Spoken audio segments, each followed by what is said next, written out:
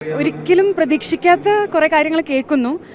ഞാനും എല്ലാവരും പോലെ എന്താണ് സത്യാവസ്ഥ എന്നറിയാൻ വേണ്ടി വെയിറ്റിംഗ് ആണ്. റിപ്പോർട്ടിലൊക്കെ പറയുന്നത് പോലെ ഏതെങ്കിലും തരത്തിൽ ഇത്രയും കാലയളവിൽ 5 വർഷ കാലയളവിൽ എന്തെങ്കിലുമൊക്കെ ദുരനുഭവങ്ങൾ അത്തരത്തിലുണ്ടായിട്ടുണ്ട്? എനിക്ക് ഈ പറയുന്ന പോലെ ലൈംഗിക അതിക്രമണങ്ങൾ അങ്ങനത്തെ ഒന്നും എനിക്ക് പേഴ്സണലി ഉണ്ടായിട്ടില്ല. പക്ഷേ അത് അങ്ങനെ ഉണ്ടായിട്ടുണ്ട് എന്ന് പറഞ്ഞ് പുറത്ത് വരുമ്പോൾ അതിന്റെ സത്യാവസ്ഥ എന്താ നമ്മൾ ആദ്യം ചെക്ക് ചെയ്യണം. അപ്പോൾ എല്ലാവരും പോലെ എല്ലാ സാധാരണ പ്രേക്ഷകരും കാത്തിരിക്കുന്ന പോലെ അല്ലെങ്കിൽ സിനിമാ ലോകത്തുള്ള എല്ലാവരും അറിയണമെന്ന് ആഗ്രഹിക്കുന്ന പോലെ അതിന്റെ സത്യാവസ്ഥ മുന്നോട്ട് വരട്ടെ എന്നുള്ളതാണ്. എനിക്ക് പേഴ്സണലി എന്താ പറയുക, ചില ദുരനുഭവങ്ങളെന്ന് പറയാനായിട്ടുള്ളത് പറഞ്ഞൊരു വേതനം ഉറപ്പിച്ചിട്ടായിരിക്കും നമ്മൾ സിനിമയിലകത്ത് കയറുന്നുണ്ടാവുക. അപ്പം നമുക്ക് പലപ്പോഴും കോൺട്രാക്റ്റ് ഇല്ലാതെ സിനിമ ചെയ്യേണ്ടി വരിക. പിന്നെ അതുപോലെ പറഞ്ഞ തുക അഡ്വാൻസ് ഒക്കെ സിനിമ തുടങ്ങിയതിന് ശേഷമായിരിക്കും കിട്ടുക. അപ്പം നമ്മളത് ചോദ്യം ചെയ്യുമ്പോൾ എവിടെ എന്താണ് നമുക്ക് പൈസ കിട്ടാത്തത്, എന്താണ് നമുക്ക് പറഞ്ഞ എമൗണ്ട്, നമ്മൾ കൂടുതലൊന്നുമല്ല ചോദിക്കുന്നത്, പറഞ്ഞ എമൗണ്ട് എന്തുകൊണ്ട് കിട്ടുന്നില്ല എന്ന് ചോദിക്കുമ്പോൾ ഇന്നാളുടെ സിനിമയാണ് എല്ലാവരും സഹകരണം ഇൻ ദ സെൻസ് മറ്റേ സഹകരണമല്ല, പൈസയുടെ കാര്യത്തിൽ ആണെങ്കിലും എല്ലാവരും ഇന്ന ആളുടെ ഡയറക്ടറിന്റെ സിനിമയിൽ അഭിനയിക്കണം എന്നുള്ള ആഗ്രഹം കൊണ്ടാണ് വരുന്നത് എന്നൊക്കെ പറയാ. അപ്പം അവിടെ നമ്മുടെ ഉള്ളിൽ വിഷമങ്ങളുണ്ടാവും. അപ്പം നമ്മൾ ചോദിക്കുന്നത് ശരിയാണോ അല്ലേ, അപ്പം ഇങ്ങനെയാണോ സിനിമ, ഞാൻ പുതിയൊരാളാണ്, അപ്പം ഇങ്ങനെയാണ് സിനിമ എന്നാണ് അവർ പറഞ്ഞു പഠിപ്പിച്ചിരുന്നത്. ഇപ്പം ഹേമ കമ്മിറ്റി റിപ്പോർട്ട് പുറത്ത് വരുമ്പം പലരും ഇങ്ങനത്തെ ദുരനുഭവങ്ങൾ ഉണ്ടെന്ന് പറയുമ്പോഴാണ് ഓക്കെ നമ്മളും ആ ഇൻജസ്റ്റിസിന് കീഴിലായിരുന്നു എന്ന് തിരിച്ചറിയുന്നത് അപ്പോഴാണ്. അപ്പോൾ എന്താ പറയാ, ഇപ്പം നമുക്ക് ഇപ്പം ഒരു സിനിമയിൽ കയറുമ്പോൾ ഇനി അങ്ങനെ വരുമ്പോഴത്തേക്കിനും സൗണ്ട് റേസ് ചെയ്യാനുള്ള ഒരു സ്പേസ് ആണ് കിട്ടുന്നത്. നമ്മൾ ചെയ്യുന്നതിൽ തെറ്റില്ല, നമ്മൾ ചോദിക്കുന്നതിൽ തെറ്റില്ല. അതിൽ അവസരങ്ങൾ നിഷേധിക്കപ്പെടുവാണെങ്കിൽ ഇപ്പം പറയാനും നമുക്കത് ഷെയർ ചെയ്യാനും ഒരു കൂട്ടം ആൾക്കാർ കൂടെ ഉണ്ട് എന്നുള്ളൊരു ഫീലാണ് കിട്ടുന്നത്. പവർ ഗ്രൂപ്പ് എനിക്ക് അങ്ങനെ ഫീൽ ചെയ്തിട്ടില്ല, പക്ഷെ ഒരു ഡോമിനേഷൻ എനിക്ക് ഫീൽ ചെയ്തിട്ടുണ്ട്. മേ ബി ഒരു എന്താ പറയുക, ഇന്ന ഡയറക്ടർ അല്ലെങ്കിൽ ഇന്ന ആക്ടർ, ആ ഒരു ഡോമിനേഷൻ എനിക്ക് ഫീൽ ചെയ്തിട്ടുണ്ട് പലപ്പോഴും. എനിക്ക് പേരുകളൊന്നും പറയാനോ ഒന്നിനും താല്പര്യമൊന്നുമില്ല, പക്ഷെ ആ ഡോമിനേഷൻ ഇറ്റ്സ് ദർ എന്ന് എനിക്ക് തോന്നിയിട്ടുണ്ട്.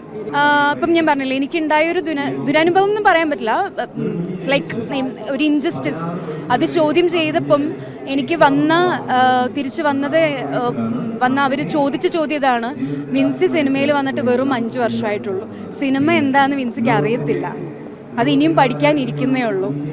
സോ ഇവിടെ ഇങ്ങനെയൊക്കെയാണ്, സിസ്റ്റം ഈസ് ലൈക്ക് ദിസ് എന്നുള്ളൊരു ഫീലിംഗ് ആണ് എനിക്ക് കിട്ടുന്നത്.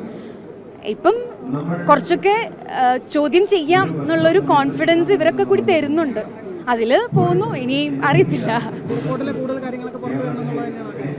പുറത്തു വരണം. ഞാൻ എന്താ പറയാ, ഇപ്പം അമ്മ സംഘടന ഭയങ്കര ഇതിലാണ്, ഞാൻ അമ്മയിലും ഒരു സംഘടനയിലും ഇല്ല. എല്ലാം പുറത്ത് വരട്ടെ. അതുപോലെ എനിക്ക് ഫേസ് ചെയ്ത വേറൊരു ഇഷ്യൂ എന്ന് പറയുന്നത്, ചോദ്യം ചെയ്യുന്നിടത്ത് അല്ലെങ്കിൽ ഈഗോ ഹേർട്ടാവുന്ന പല ഏരിയാസ് ഉണ്ട്. നമ്മൾ നമ്മുടെ റൈറ്റ്സ് ചോദിച്ച് വാങ്ങുമ്പം ഈഗോ ഹേർട്ടാവുന്നു. ഈഗോ ഹേർട്ടായി പല കഥകളാണ് പിന്നെ നമ്മളെ പറ്റി പറയുന്നത്, അതിലൂടെ സിനിമകൾ ഇല്ലാതെ ആവുന്നുണ്ട്. അതാണ് ഞാൻ ഇപ്പോൾ ഫേസ് ചെയ്തുകൊണ്ടിരിക്കുന്നത്. അതൊക്കെ മറികടക്കും. പക്ഷേ ഇപ്പം ഫോർച്ചുനേറ്റ്ലി ഞാൻ മൂവി കമ്മിറ്റ് ചെയ്തിട്ടുണ്ട്. നവംബറിൽ അത് സ്റ്റാർട്ട് ചെയ്യാനിരിക്കുകയാണ്. സോ ഇപ്പോൾ പാർവതി ചേച്ചിയൊക്കെ പറഞ്ഞത്, ഇപ്പോൾ എനിക്കും ഓരോ ഇതിലും പറഞ്ഞത്, എൻ്റെ ഭയങ്കര ഇൻസ്പിറേഷനാണ് പുള്ളിക്കാരത്തി. പറയുന്നുണ്ട്, നമുക്ക് എന്തൊക്കെ നിഷേധിക്കപ്പെട്ടാലും നമ്മളുടെ ഭാഗത്ത് തെറ്റില്ല എന്നുണ്ടെങ്കിൽ അവസരങ്ങൾ ഇനിയും വരും, നമ്മൾ മുന്നോട്ട് പോവുക തന്നെ ചെയ്യും. ഇനി സിനിമ നഷ്ടപ്പെടുവാണെങ്കിൽ തന്നെ ജീവിതം എന്ന് പറഞ്ഞൊരു സാധനം ബാക്കിയുണ്ട്, അത് ഞാൻ മര്യാദയ്ക്ക് ജീവിക്കും. മേ ബി ഇതും കൂടി എഫക്റ്റഡ് ആയിക്കൊണ്ടായിരിക്കും. കാരണം പല സ്ഥലത്തുനിന്നും പലതും ഞാൻ കേൾക്കുന്നുണ്ട്, എന്നെ പറ്റി തന്നെ ഞാൻ കേൾക്കുന്നുണ്ട്. എനിക്കതിന് മുന്നോട്ട് പോകാൻ, അല്ലെങ്കിൽ ഇന്നത് കേൾക്കുമ്പം എന്തെങ്കിലും നെഗറ്റീവ് എന്നെ പറ്റി കേൾക്കുമ്പം ഞാൻ ചോദിക്കുന്നവരോടൊക്കെ ഞാൻ എൻ്റെ ഉത്തരം കൊടുത്തിട്ടുണ്ട്. ഇനിയും ചോദ്യങ്ങൾ വരികയാണെങ്കിൽ എൻ്റെ കയ്യിൽ എല്ലാത്തിനുള്ള തെളിവുകളും എൻ്റെ കയ്യിലുണ്ട്. So I'm ready to face it. അതിന് സത്യാവസ്ഥ എന്താണെന്ന് ഞാനും ബോധ്യപ്പെട്ടാലേ എനിക്ക് അതിനെ പറ്റി കമന്റ് ചെയ്യാൻ പറ്റുള്ളൂ. സത്യം എന്തെന്ന് അറിയാതെ ഓക്കെ മുകേഷ് ചേട്ടനായാലും സിദ്ദിഖിക്ക ഇവരൊക്കെ തെറ്റ് ചെയ്തു എന്ന് എനിക്ക് പറയാനും പറ്റില്ല. അതേപോലെ തന്നെ ഈ ഇരകൾ എന്ന് പറയുന്നവർ, അവരത് ആ കാര്യങ്ങൾ തുറന്ന് പറയുമ്പോൾ ഇവർ വ്യാജമാണ് പറയുന്നതെന്ന് എനിക്ക് പറയാൻ പറ്റില്ല. സത്യം എന്താണോ അത് തെളിയിക്കപ്പെടട്ടെ. എന്ന് തെറ്റാരുടെ ഭാഗത്താണോ ഉള്ളത് അത് മാധ്യമങ്ങൾക്കും പൊതുസമൂഹത്തിനും സിനിമാക്കാർക്കും ബോധ്യപ്പെടണം. അതിനെ ആവർത്തിക്കരുത് എന്നുള്ളത് മാത്രമേ ഉള്ളൂ. ആക്ച്വലി സിനിമാ മേഖലയെ തകർക്കുന്നു എന്ന് പറയില്ല, സിനിമാ മേഖല ഇപ്പം ഭയങ്കര ഒരു ഡ്രോബാക്കിലാണ്. കാരണം മലയാള സിനിമയിൽ നമ്മൾ കണ്ടുകൊണ്ടിരിക്കുന്ന സ്റ്റാർസിനെ പറ്റിയിട്ടൊക്കെയാണ് കുറേ അലിഗേഷൻസ് ഉള്ളത്.